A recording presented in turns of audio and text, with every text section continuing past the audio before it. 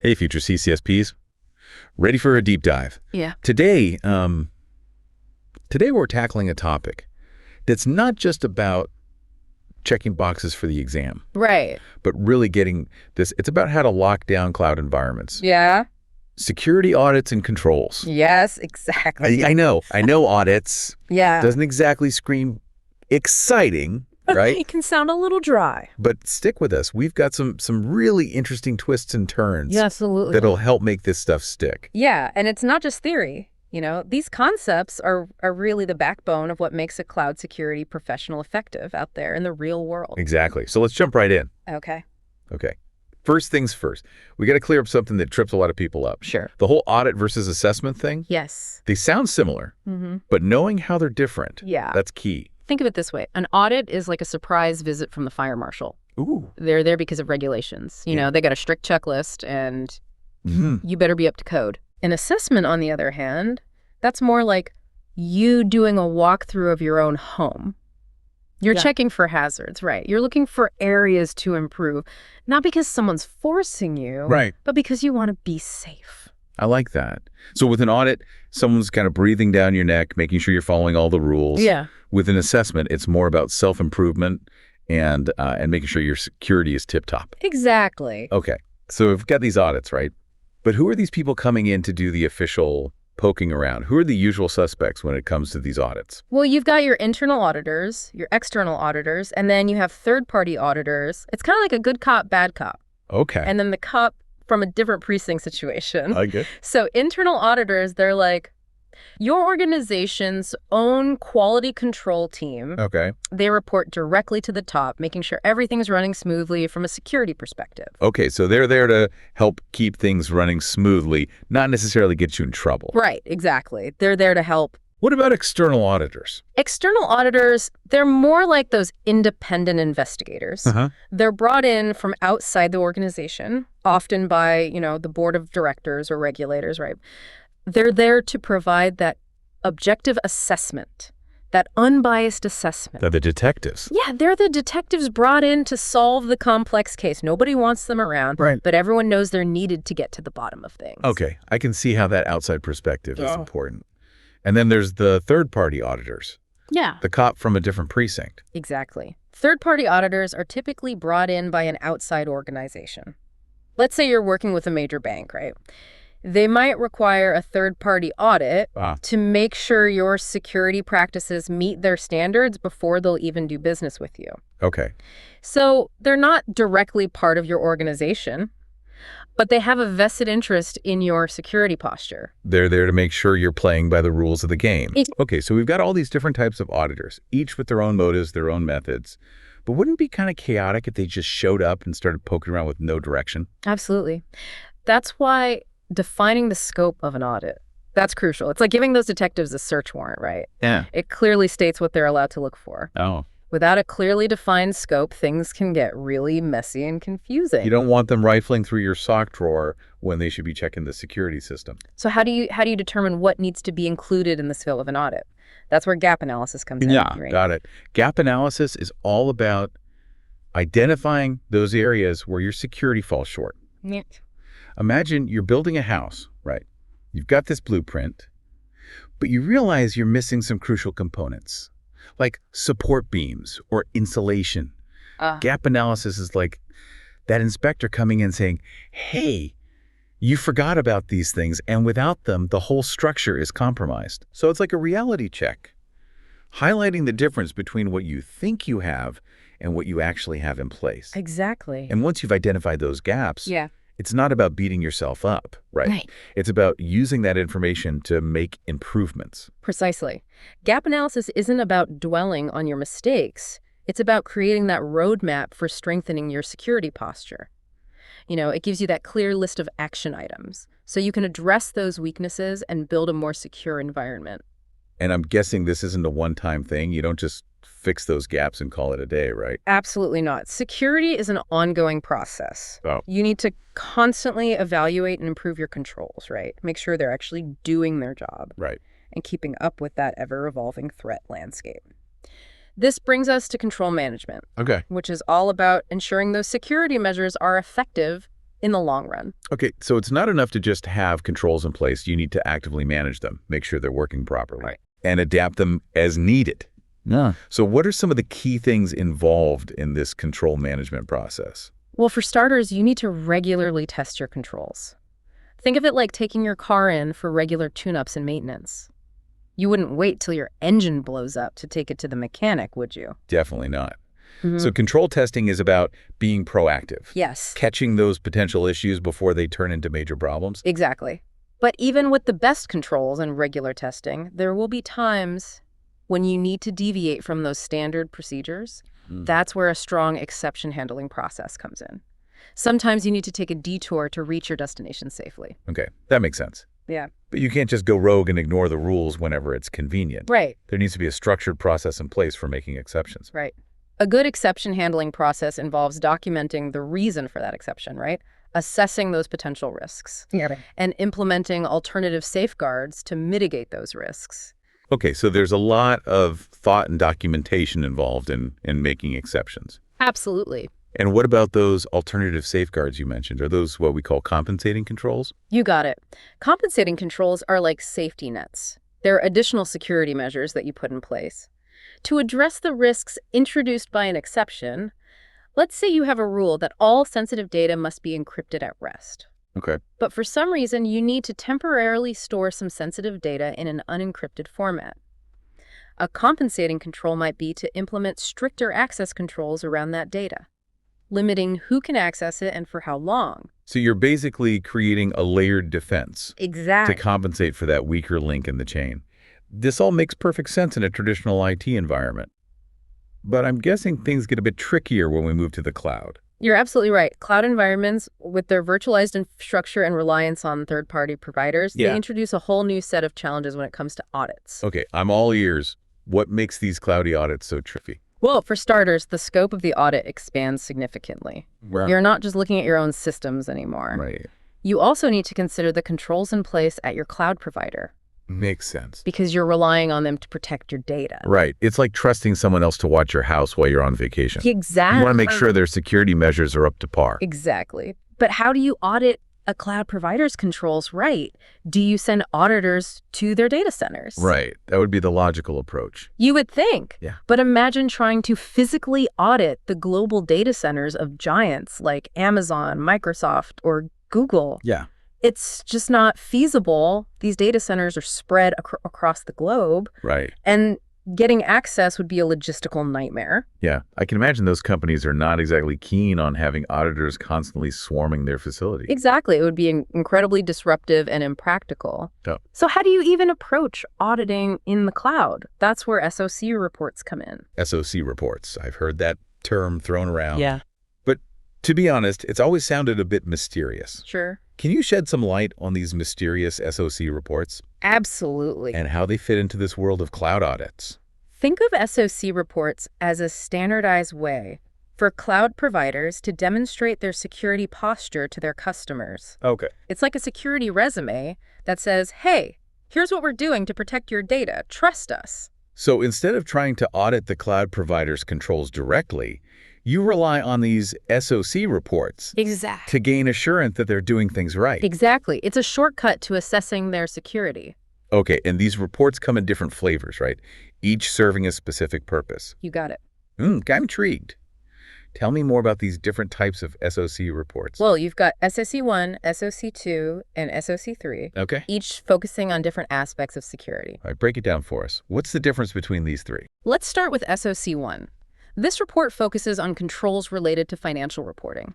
If you're a company that needs to comply with financial regulations, like SOX, you'll want to make sure your cloud provider has a SOC1 report. It gives you that confidence that their financial controls are in order and your financial data is protected. That makes sense. Yeah. So it's all about ensuring that financial data handled by the cloud provider is secure and accurate. What about SOC2? SOC2 dives deeper into the overall security posture of that cloud provider. Okay. It covers things like confidentiality, integrity, availability, Okay. and even privacy. This type of report is often required for handling sensitive data, like customer information or intellectual property. So it's a more comprehensive look at the provider's security practices, right? Right. Going beyond just those financial controls. And what about SOC3? Is that just like another level of detail? Not quite. SOC3 is more like a high-level summary of SOC2. Okay. It's designed for public consumption, right? Often posted on a cloud provider's website to showcase their commitment to security. Ah. So it's like a marketing tool, but one that's still backed by a real audit. Exactly. But hold on. There's more to these reports than just the type, right? You mentioned something about Type I and Type 2 within each SOC report. You're right. It can get a little confusing, but bear with me. Okay. The distinction between Type I and Type 2 is important, Okay. but it's actually quite straightforward. Imagine you're buying a new car, right? Oh, okay. You wouldn't just look at a brochure and trust that it has all the safety features, would you? Of course not. I'd want to see crash test results and independent reviews. Exactly.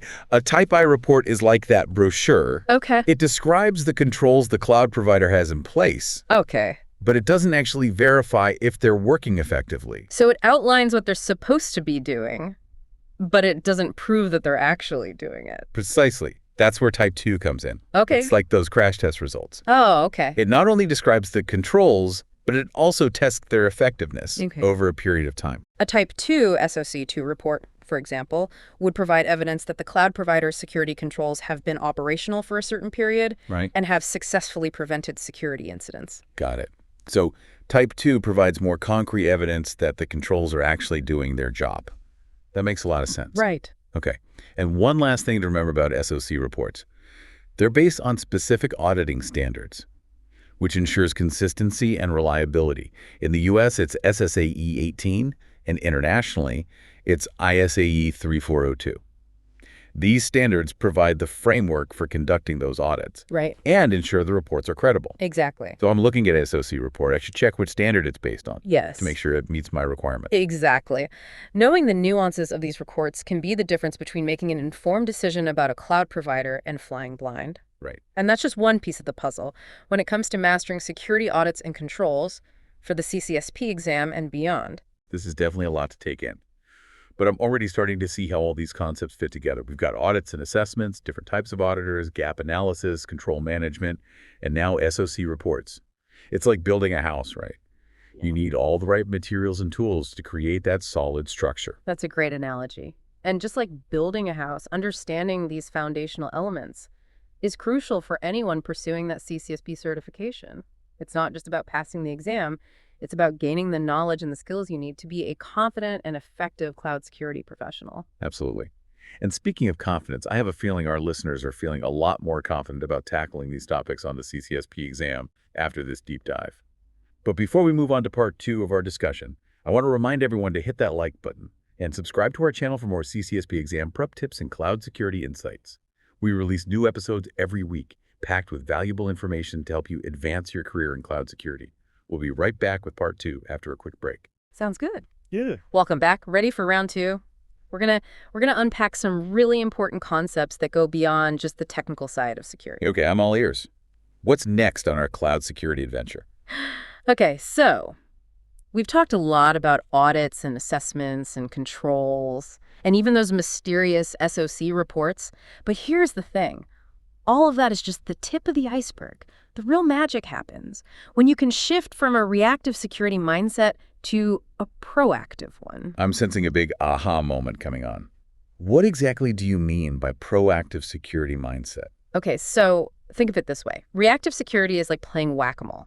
You're constantly chasing after problems as they pop up, right? Putting out fires left and right. Proactive security, on the other hand, that's like building a fortress. You're anticipating threats, strengthening your defenses, and making it a lot harder for attackers to actually breach your walls. So it's about moving from firefighting to fortification. Exactly. Instead of just reacting to incidents, you're taking steps to actually prevent them from happening in the first place. Yep. You got it. And that shift in mindset, that's crucial for thriving in the cloud, where things are constantly changing and evolving. You can't just sit back and wait for something bad to happen. You got to be proactive, anticipating those potential threats and taking steps to mitigate them. But how do you actually put this proactive security mindset into practice? It sounds great in theory, but what does it actually look like in the real world? It starts with building a security-conscious culture within your organization. Everyone, from the developers writing code to the executives making those strategic decisions, they need to understand the importance of security and how their actions can impact the overall security posture. So it's not just the responsibility of the security team. Right. Everyone has a role to play in building that secure cloud environment. Absolutely. Think of it like a sports team. Everyone has their own position, their responsibilities, but they all need to work together towards that common goal. Yeah. In this case, the common goal is security. And just like a sports team practices regularly to improve their skills, Right. organizations, they need to constantly evaluate and improve their security practices. That makes sense. But even with a strong security culture, you still need the right tools and processes in place. Right. Where do things like control testing and exception handling fit into this proactive security approach? Those are essential components. Remember those car tune-ups we talked about? Control testing is like making sure your engine is running smoothly, your brakes are working properly, your tires have enough tread. It's about regularly checking that your security controls are functioning as intended, Right. and catching any potential issues before they become major problems. Got it. Regular checkups are key to preventing those breakdowns. And what about exception handling? How does that contribute to a proactive security posture? Exception handling is about having a clear process for dealing with those inevitable situations where you need to deviate from those standard security procedures. Right. It's about minimizing the risks associated with those exceptions and ensuring that any deviations are carefully considered and documented. So it's like having a safety valve, that sometimes things don't go according to plan. Right. So you have a process in place to manage those exceptions safely and securely. Exactly. Sounds like all of this, the proactive mindset, the control testing, the exception handling, it's all about building a strong foundation for security. Exactly. It's about laying the groundwork for a secure cloud environment. And once you have that foundation in place, you can start to build on it, right? Adding layers of security and continuously improving your defenses. It's like building a house. Yeah. You start with a foundation, then you add the walls, the roof, the windows, and so on. Each layer adds to the overall strength and security of the structure. You got it. And just like you wouldn't cut corners when building a house, Right? you shouldn't skimp on security when building a cloud environment. The consequences of a weak foundation can be catastrophic in both cases. It's a powerful analogy. And it really highlights the importance of understanding these foundational concepts. For anyone pursuing that CCSP certification, it's not just about memorizing facts for the exam, right? Right. It's about building that solid understanding of how to build and maintain a secure cloud environment. Precisely. The CCSP exam is designed to test your ability to think critically about cloud security challenges and apply these concepts in real-world scenarios. And speaking of real-world scenarios, Yeah. we're going to dive into some specific examples and case studies in part 3 of our discussion. Great. We'll explore how these concepts play out in the wild and how you can use them to strengthen your own cloud security practices. We'll also discuss some of the emerging trends and challenges in cloud security, so be sure to stay tuned for that. But before we move on to part 3, I want to remind everyone to hit that like button and subscribe to our channel for more CCSP exam prep tips and cloud security insights. We release new episodes every week, packed with valuable information to help you advance your career in cloud security. We'll be right back with part 3 after a quick word from our sponsor. All right, welcome back, cloud security fans. We've covered some serious ground, right? We talked about audits versus assessments, dug into those different types of auditors, even figured out what those mysterious SOC reports are all about. Right, exactly. And most importantly, I think we talked about shifting to that proactive security mindset. Absolutely. Regularly testing our controls, and of course, having that strong exception handling process in place. It's all connected. Yeah. But now let's bring this all down to earth a little bit. Okay, let's see how it all actually plays out in the real world. That's a great idea. Let's bridge the gap between theory and practice by looking at how these concepts come to life in different scenarios. Perfect. So let's say you're a company that's just starting to migrate to the cloud, right? You've chosen your cloud provider. You're excited about all the benefits, but then it hits you, right? Wait a minute. How do I actually make sure my data is secure in this new environment? That's a question every organization faces when they're moving to the cloud. Yeah. And it's where all those concepts we've discussed come into play. First, you need to understand your shared responsibility model. Shared responsibility. So I'm not just handing over all the security reins to the cloud provider. You got it. Cloud security is a partnership. The provider is responsible for securing the underlying infrastructure, the physical data centers, the hypervisors, all of that. Okay. But you, as the customer, you're responsible for securing everything you put into that cloud. Okay, so things like configuring access controls, encrypting data, managing security groups, and implementing security tools. That makes sense. But how do I even know what controls I need to implement? That's where gap analysis comes in handy.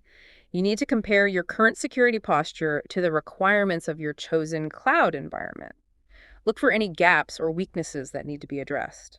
And remember, those requirements might come from industry standards, regulatory frameworks, or even your own internal security policies. Right, it's like having that checklist Yeah, to make sure you haven't overlooked any crucial security measures. But even with a comprehensive checklist, things can still slip through the cracks, right? yeah, That's where control testing comes in, making sure those controls are actually working as intended. precisely. Control testing isn't a one-time event. It's an ongoing process that needs to be integrated into your cloud operations. You need to regularly test your controls to ensure they're configured correctly, functioning effectively, and keeping pace with that ever-evolving threat landscape. So it's like those regular car tune-ups we talked about. You need to keep things running smoothly under the hood. But what happens when, despite your best efforts, a security incident occurs? Let's say someone gains unauthorized access to your cloud environment. How do you handle that situation? That's a critical scenario, and it highlights the importance of having a robust incident response plan in place. Okay, so it's not just about preventing incidents. It's also about knowing how to respond effectively when they do happen. Absolutely. A good incident response plan outlines the steps you need to take to contain the damage, investigate the root cause, and recover your systems. It also includes communication protocols for notifying stakeholders, documenting the incident, and learning from the experience to prevent similar incidents in the future. It's like having a fire drill for your cloud environment. Exactly. You might not ever have a fire, but you better be prepared just in case. Mm. And speaking of being prepared, what about those SOC reports we talked about earlier? Yeah. How do they fit into this real-world scenario? SOC reports are a valuable tool for assessing the security posture of your cloud provider. Right. Remember, you're relying on them to secure that underlying infrastructure, Right. so you need to make sure they're up to the task. Right. It's like checking the safety record of an airline before you book a flight. You want to make sure they have a good track record. Exactly. When evaluating a cloud provider, look for SOC reports that align with your specific security and compliance needs. Pay attention to the scope of the report, the time period covered, and the types of controls tested. And don't be afraid to ask questions and seek clarification if anything is unclear. It's like hiring a contractor to remodel your house. You wouldn't just trust anyone, right? You check their references, ask about their experience, make sure they have the right insurance. It's all about due diligence. You got it. Due diligence is crucial when it comes to cloud security, and it's an ongoing process, not a one-time event. As your cloud environment evolves and your security needs change, you'll need to revisit your security controls, reevaluate your risks, and make adjustments as needed. Wow, this has been an amazing deep dive. We've gone from those basic definitions of audits and assessments to understanding how to actually manage controls, respond to incidents, and even vet cloud providers. I feel like we've really come full circle. Me too. And I hope our listeners are walking away feeling empowered to not just pass that CCSP exam, but to really embrace their role as cloud security professionals. I hope so too. And hey, speaking of the CCSP exam, we want to hear from you. What are some of the areas you're finding most challenging as you're preparing for the exam?